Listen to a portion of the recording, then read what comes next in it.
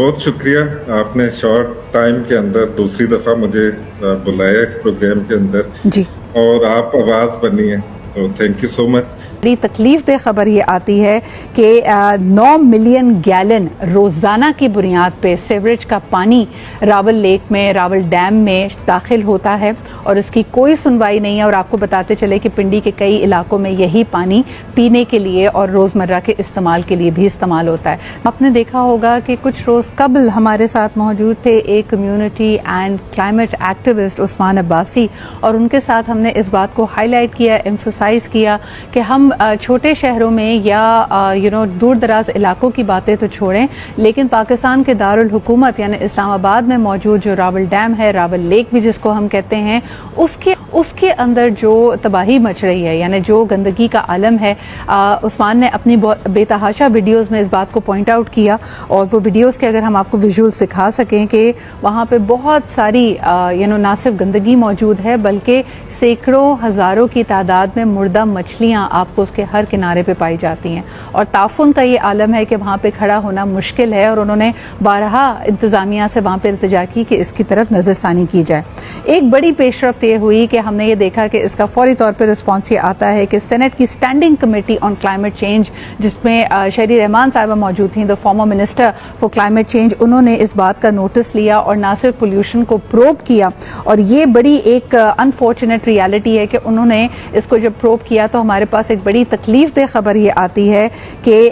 9 million gallon रोज़ाना की बुनियाद पे सीवरेज का पानी रावल लेक में, रावल डैम में दाखिल होता है और इसकी कोई सुनवाई नहीं है। और आपको बताते चले कि पिंडी के कई इलाकों में यही पानी पीने के लिए और रोज़मर्रा के इस्तेमाल के लिए भी इस्तेमाल होता है। This is a very alarming situation. Senator शहरी रहमान साहिबा ने इस कमेटी को चेयर करते हुए कैपिटल डेवलपमेंट अथॉरिटी यानी CDA के फेलियर को पॉइंट आउट किया और उनको तनकीद का निशाना बनाया कि ये कैसे हो सकता है कि 90 लाख गैलन पानी सीवरेज का अनट्रीटेड आप एक साफ सुथरे डैम के अंदर डाल रहे हैं। अगर आप विकीपीडिया पे देखेंगे आपको नजर आएगा कि इसके बारे में बड़ी कलाबें मचाई जा रही हैं कि जी इसमें जबरदस्त प्लांट्स की भी स्पीशीज मौजूद हैं और अभी हयात भी यहाँ पे जबरदस्त है। सब कुछ खत्म होता जा रहा है हमारी लापरवाही की वजह से। उस्मान हमारे साथ मौजूद हैं, he is been a force to reckon with, आवाज उठाते रहे हैं, और आज जबकि सेनेट की स्टैंडिंग कमेटी में भी यही बात उठाई गई तो मैं जानना चाहूंगी कि उस्मान का क्या रद्द अमल है और मजीद अब उनकी क्या मांग होगी कि किस तरह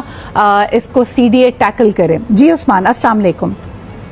जी वालेकुम सलाम, और बहुत शुक्रिया, आपने शॉर्ट टाइम के अंदर दूसरी दफा मुझे बुलाया इस प्रोग्राम के अंदर जी, और आप आवाज बनी है, तो थैंक यू सो मच। तो ये जो स्टेप इन्होंने लिया चले, फॉर्चुनेटली इनकी आंखें अर्जेंट बेसिस के ऊपर और डे टू डे हर दिन जो भी काम होता है तो वो आके आगाह करें लोगों को कि हम क्या कर रहे हैं इसके ऊपर, कहाँ पे फिल्ट्रेशन प्लांट्स लग रहे हैं या साइफन गेट या व्हाटएवर जो भी इन्होंने करना है, क्योंकि ये वादे पहले भी होते रहे। 2022 में भी इस तरह का एक वादा हुआ था कि हम ये कर रहे हैं, लेकिन अनफॉर्चुनेटली हम अभी तक आपके सामने हालात। अच्छा, मैं यहाँ पे उस्मान लोगों को ये भी बताती चलूँ कि CDA की जानिब से डीसिल्टिंग प्लान्स जो थे कि सिल्ट जैसे जमा हो जाती है, पानी जब आप रावल डैम में छोड़ते हैं तो यकीनन उसका जो बेड है वो राइज करता चला जाता है। उसके लिए इन्होंने एक प्लान को इम्प्लीमेंट किया था, रिचार्ज रावल के नाम से भी प्रोजेक्ट को शुरू किया ताकि उसके अंदर सीवरेज का पानी और इंडस्ट्रियल वेस्ट का पानी दाखिल ना हो पाए, लेकिन अभी तक उसकी कोई पेशरफ्त नहीं है। दूसरा ये कि ऑफिशियल्स ने कहा कि 441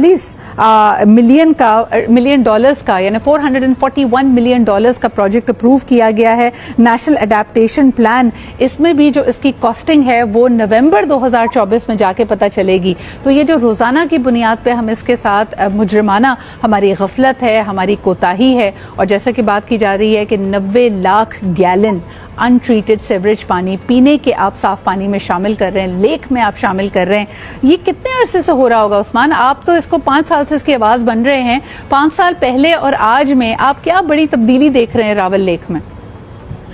तब्दीली जो सबसे बड़ी चीज है वो पॉपुलेशन बॉम्ब है मेरे नजदीक, जो कि एक्सप्लोड हो चुका है पाकिस्तान के अंदर, और अनफॉर्चुनेटली कोई भी ये रियलाइज नहीं कर रहा है। अभी एक जो रिपोर्ट आई है एशियन डेवलपमेंट बैंक की, वो भी उसके ऊपर भी मैं बहुत ज्यादा बोला हूँ कि 2040 में हमारी जो पॉपुलेशन है वो 40 करोड़ पे पहुंच जाएगी। और हैरानगी इस चीज की आती है कि हमारी जो सस्टेनेबिलिटी है, चाहे उसमें पानी आए, दरख्त आए या जो लिटरिंग है,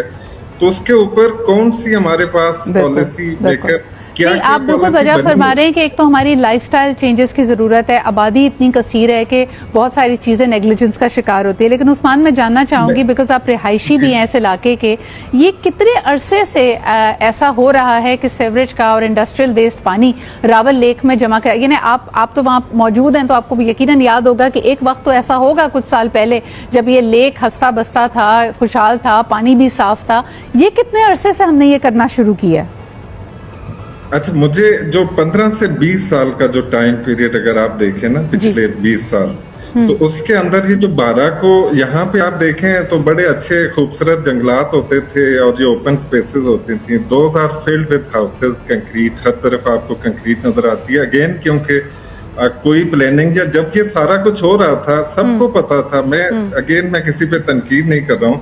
बट जो प्लानिंग डिपार्टमेंट्स होते हैं, तो जब भी जहाँ पे कंस्ट्रक्शन होती है तो उनको पता होता है कि ये हो रही है, आंखों के सामने हो रही है, तो उनके सामने ये बना है, सब कंक्रीट हुआ है। आप गूगल मैप्स के ऊपर जाके आप स्क्रॉल बैक करके देखें तो सब आपके सामने एविडेंस क्लियर हो जाता है। तो किसी ने, क्योंकि बाराको की जो सारी सीवरेज है, मैं अगेन कहता हूँ, ये 15-20 साल के अंदर ना ये एक्यूमुलेट हुआ है, जो अब हमारे सामने आ रहा है। बिल्कुल, आपने बिल्कुल सही कहा कि जो अर्बन प्लानिंग है, बेदुरेख हम कंक्रीट जंगलात बना रहे हैं, नई सोसाइटीज बन रही हैं। आप एयरपोर्ट पे लैंड करें, मुझे अच्छी तरह याद है, if I am not wrong, Usman आप इसमें बता सकते हैं मुझे, कि जब नया एयरपोर्ट लॉन्च किया गया इस्लामाबाद का, बहुत ताखीर के बाद वो खुला था और उस पर भी यही बात की जा रही थी कि काफी दूर है वो शहर से। लेकिन अब क्योंकि मैं फ्रीक्वेंटली ट्रैवल करती हूँ इस्लामाबाद एयरपोर्ट से लेकर मेन इस्लामाबाद, आप रेड जोन तक देख लें, आपको मुख्तलिफ हाउसिंग सोसाइटीज, मुख्तलिफ होटल्स, मुख्तलिफ चीजें, और ये इतनी तेजी से हम ये काम कर रहे हैं कि we should be very scared about, जिसको हम कहते हैं ना कि वाहिद एक आपका शहर था जो प्रॉपर प्लानिंग के तहत बना था, लेकिन अनफॉर्चुनेटली हम उसको तबाह करने में कोई कसर इस वक्त नहीं छोड़ रहे हैं।